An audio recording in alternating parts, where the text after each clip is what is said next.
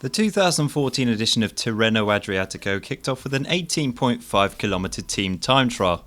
While it certainly acts as just a warm-up act to the tough climbs later in the week, all teams with GC aspirations had to ensure they put in a good performance to ensure they didn't leak precious seconds so early in the race. Swiss Pro Continental team I Am Cycling set an impressive early benchmark, the likes of which several World Tour teams couldn't beat.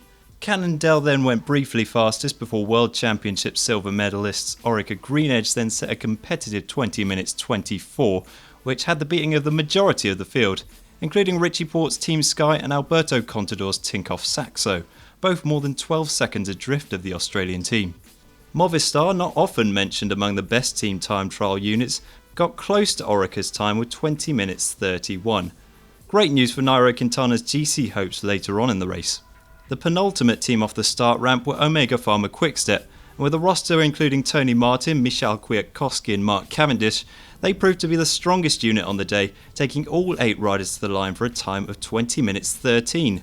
So the ProCyclingStats leaderboard confirms Omega Pharma's impressive victory. They registered an average speed just short of 55km an hour for the course. ORICA-GreenEdge were once again edged into second, with Movistar taking third.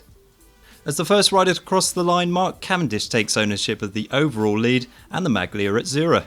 He'll be hoping to keep hold of it after stage 2 from San Vincenzo to Cascina. Despite some hills early on, the last 50km are almost completely flat, which should present the sprinters with their first opportunity to shine. In case you missed it, click here if you want to find out how a Campagnola chain is made, and click on this ugly face if you want to subscribe for free to GCN.